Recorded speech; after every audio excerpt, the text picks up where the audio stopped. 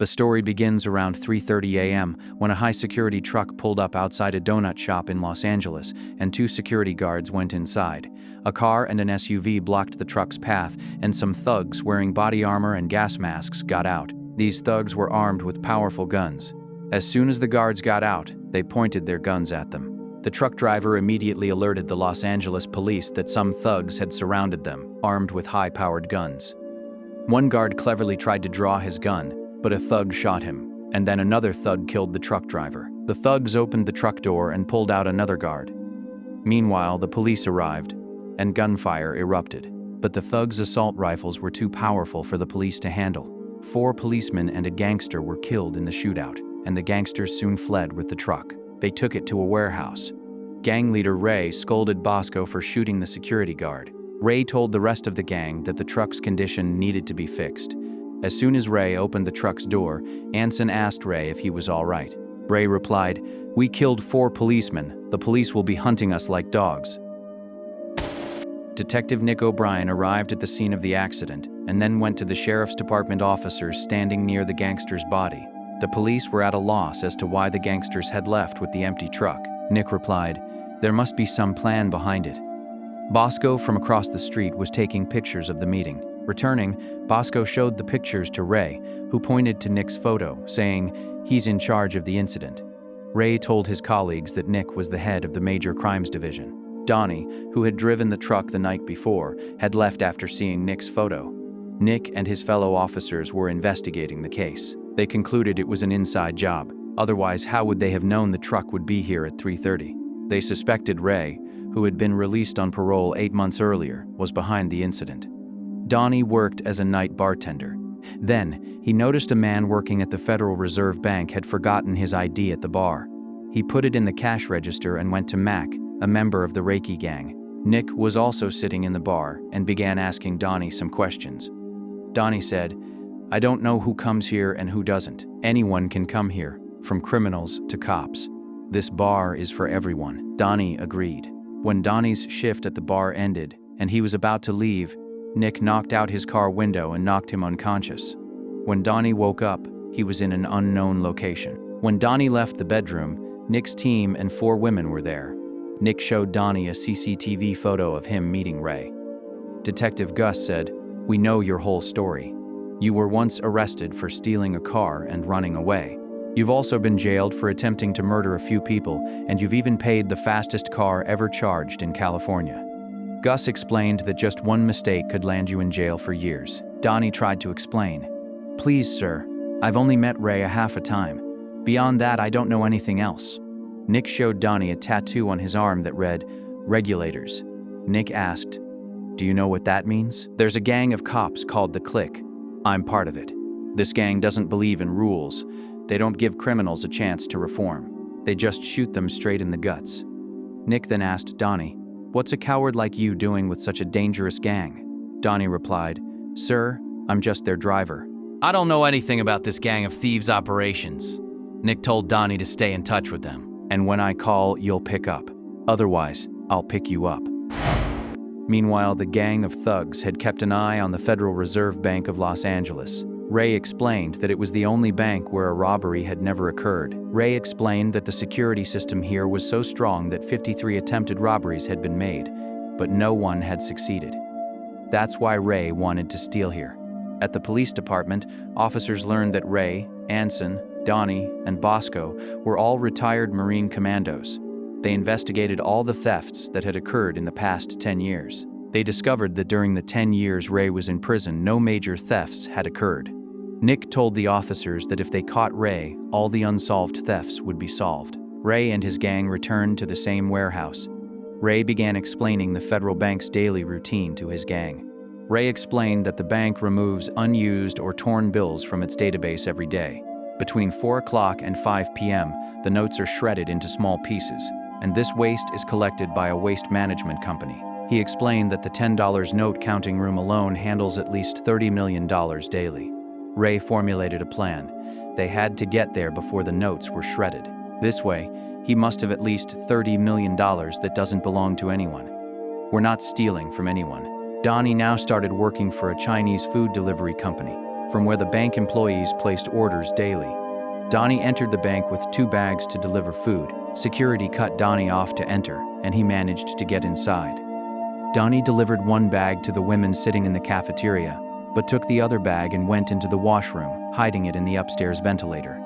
That same night, Ray and his friends were eating at a restaurant when the police suddenly arrived. Nick went to Ray's table and spoke to Donnie, pretending that he had met Donnie at the gym. Back at the warehouse, Ray became suspicious of Donnie, wondering if he was a police officer. Donnie denied it, but Ray pointed a gun at him and asked again how he knew Nick. Donnie told him the truth, saying Nick had caught him and knew about all of them. After that, Donnie never saw him again. Ray believed him and asked Donnie to tell Nick that a robbery was going to happen this Friday. Donnie met Nick at a suit shop, and Nick asked what they were doing at the restaurant.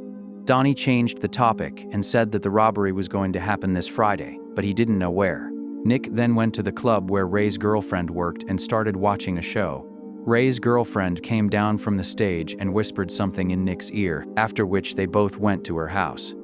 The next morning, when Ray arrived, his girlfriend ran from the living room, and Nick emerged shirtless.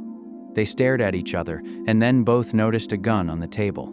Nick signaled Ray with his eyes to pick it up, but Ray didn't fall for his trap. Instead, he walked past Nick and went into his bedroom and locked the door. Nick then got in his car and called his partner, telling him the location of the next heist, which he'd learned from Ray's girlfriend. Later, Ray's girlfriend told him, "I did what you asked." The day of the heist arrived, and the police were keeping an eye on the bank. Just then, a van pulled up in the parking lot. Ray and his gang arrived wearing bulletproof vests, masks, and assault rifles. Upon entering the bank, they shot the security camera and ordered everyone to get down. The gang took everyone's phones, tied their hands, and stuffed their heads into bags. Ray told the bank manager to call the police and tell them they wanted a ransom of $1 million, all in a helicopter with fuel. Otherwise, they would shoot a hostage every hour. And if any police tried to approach, everyone would die one by one. Soon, the police and FBI arrived outside the bank. Inside the bank, a phone suddenly rang, and Ray answered. He asked directly if he would receive what he had requested. The policeman said, "We're working on your demand." Ray replied, "You got a man killed just for calling without securing the money." Just then, the boss took a man behind him, and the sound of gunfire was heard. The officer called again, and this time, the manager answered.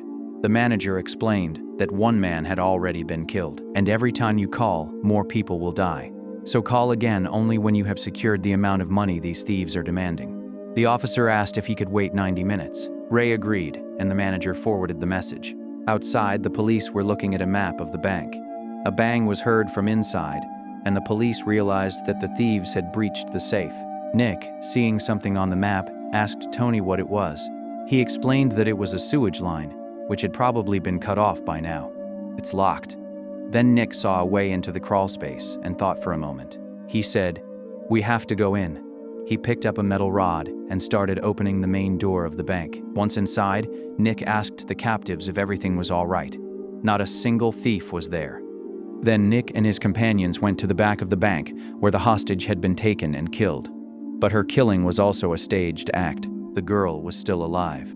Soon, they spotted a pit connected to a sewage line. The thieves had escaped. Nick followed them into the sewage hall. Mac called the bank, posing as an officer from Elmit Security Company. He said, "Our truck is just 2 minutes away. It should be arriving soon, so please open the gate."